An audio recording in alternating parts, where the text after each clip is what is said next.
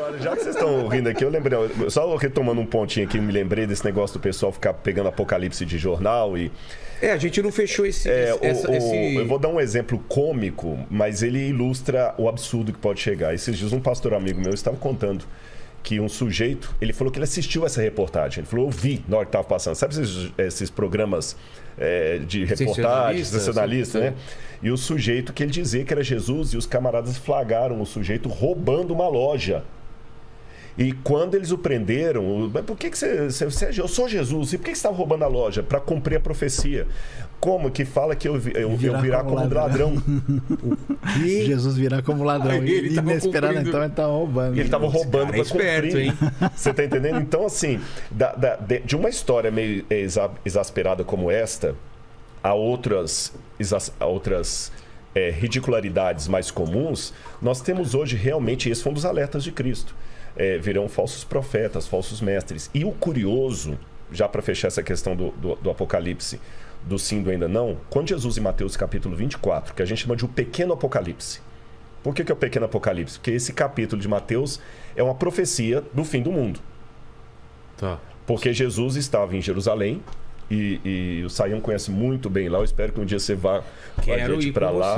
Só para você ter uma noção, só uma das pedras ali do muro de amarração, porque o templo ele tem, eu chamo de caixote, tá certo? Que Herodes mandou construir, foi terminado por Herodes Agripa, mas o Herodes Grande começou.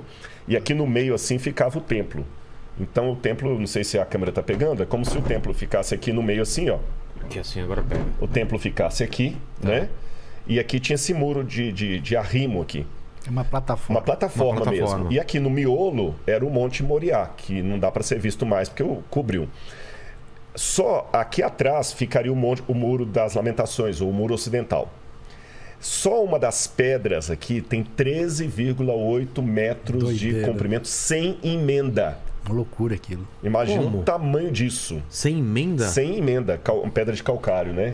Isso é uma das pedras. Aí os discípulos... 650 toneladas.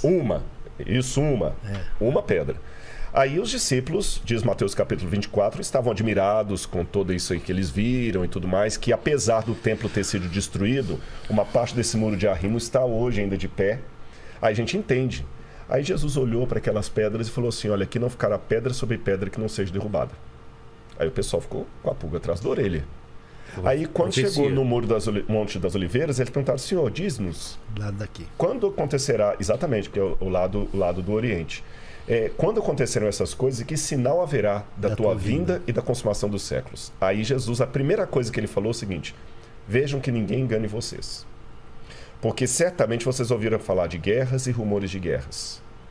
Não se assustem. É necessário que ainda aconteça, mas ainda não é o fim. Sim. Então é isso. Então fica guerras pegando e rumores de guerras. Ficar pegando guerra acontecer como sinal do fim é distorcer a própria palavra de Jesus. E Jesus diz ainda, na hora em que vocês não pensarem, é que virá o Filho do Homem. Exatamente. Então não dá para colocar na agenda.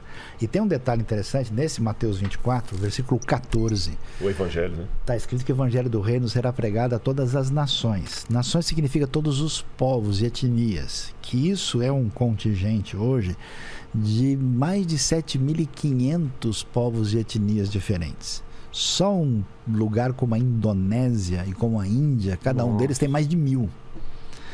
E esse evangelho não chegou a todas as etnias. Então, assim, o pessoal que quer marcar a vinda de Cristo na agenda antes do tempo, pelo menos deveriam considerar essa realidade, porque, de fato, é verdade que, olhando para a história bíblica dos tempos de Jesus para cá, num certo sentido, os últimos dias já começaram naquele tempo.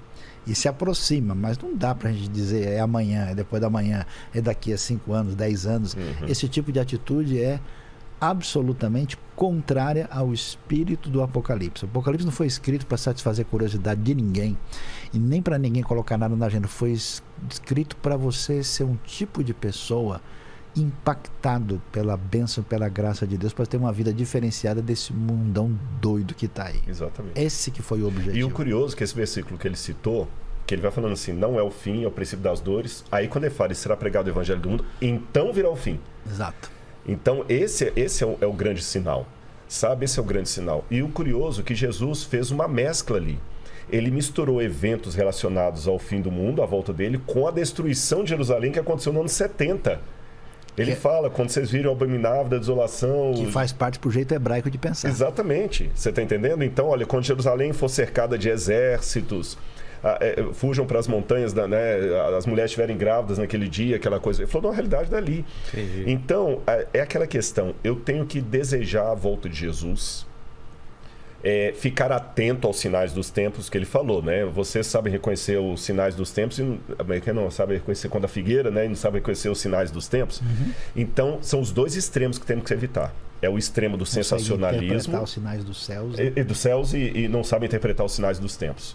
Então, é o extremo do sensacionalismo e o extremo do meu Senhor tarde vem.